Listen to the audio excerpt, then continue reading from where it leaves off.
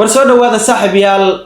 waxaad ku soo dhawaataan xaqiiqooyinkii ugu dambeeyay ee aynu ka soo ururinay duqeyntii xalay ka dhacday degmada Moqokori ee gobolka Hiiraan sidoo kalena xogtan oo aan hore idin la wadaagay su'aalooyin badan aad ka keenteen Cabdi Xiray tira badna meeqa jeer oo dhintay mar kale soo noolaaday maxaa dhacay waan idinkaga jawaabi doonaa soo dhawaada halkani waa Bantaatigo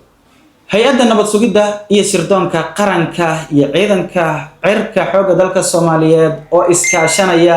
ayaa duqeyn bartilmaameedkeedu saxnaa waxa ay ka fuliyeen guri ku yaala degmada Moqokori ee gobolka Hiiraan gurigaasi waxa degnaa horjooga sare khawaarijta ka soo tirsanaa tan iyo aasaaskoodii muddo 20 sano ah Cabdi Xiray ninka loo yaqaano oo Hiiraan caan ka ah khawaarijta xilal kala duwan ayuu ka soo qabtay markana waxa uu ugu magacawnaa horjoogaha ama hogaamiyaha xiriirka bulshada ee khawaarijta u dhaxeeya ee u qaabilsan gobolada Hiiraan Shabeellaha Dhexe iyo sidoo kale Galgaduud xaqiiqadii ugu dambeysay oo duqeyntaasi aynu ka soo ururinay ayaa tibaaxaysa in Cabdi Xiray iyo afar kale oo raggii ka hoos shaqeynayay kamid ah ay ku baxeen sidoo kalena waxa ku dhaawacantay oo dhaawac culus uu ka soo gaaray naag sargaalad ah oo khawaarijta ka tirsan wadayaabanta Soomaha khawaarijta waxa ka tirsan naago sargaala ah naagtana waxay ahayd naag sargaalad ah oo ka hoos shaqeynaysay Cabdi Xiray iyadana dhaawac culus ayaa soo gaaray oo duqeyntaasi ka soo gaaray sida ay noo xaqiijiyeen ila ku sugan gudaha khawaarijta iyo sidoo kale dhanka iyo dawladda waxa la wada xaqiijiyay in Cabdi Xiray iyo afartaasiba ay baxeen Cabdi Xiray degmada Moqokori ayaa lagu aasayaa saakay sidoo kale afarta kale ee la baqtisay Cabdi Xiray ayaa iyana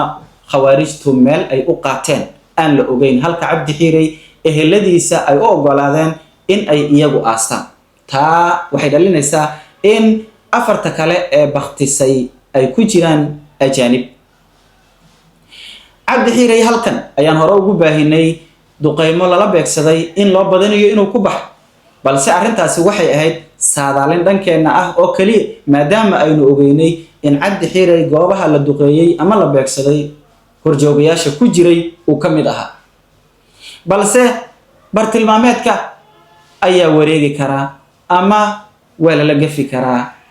maadaama xogaha aan halkan ku baahinay aysan ahayn xog rasmi ah oo ka soo baxday dawladii dhexe ee duqeyntaasi fulisay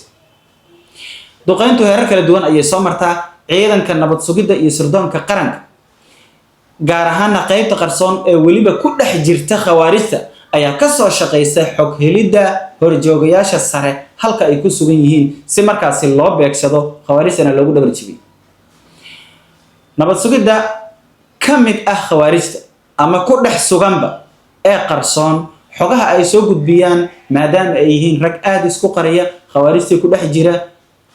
markasta xogta xilliga ay soo gudbiyaan iyo xilliga la duqeeyo wax badan isbedeli karo inta u dhaxayso sababtoo ah iyagu xilli walba access uma lahan inay isgaarsiin isticmaalaan maadaama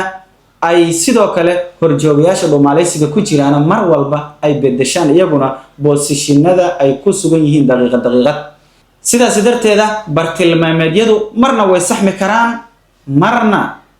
way wareeri karaan balse waxa xaqiiqo ah in duqeyn kasta oo la fuliya markaasi ay ku dhacdo xubno ka tirsan khawaarijta balse xubnaha miisaankooda ayaa kala duuma oo diyaaraddu marna waxay la heshaa qaar kamid ah maleeshiyada oo aan markaasi wax xil ah ama mas'uuliyada aan haynin oo halkaasi ku sugan marna waxay la heshaa mas'uuliyiintii xogta rasmiga ah lagu siiyay in ay halkaasi ku sugan yihiin oo aan isbedel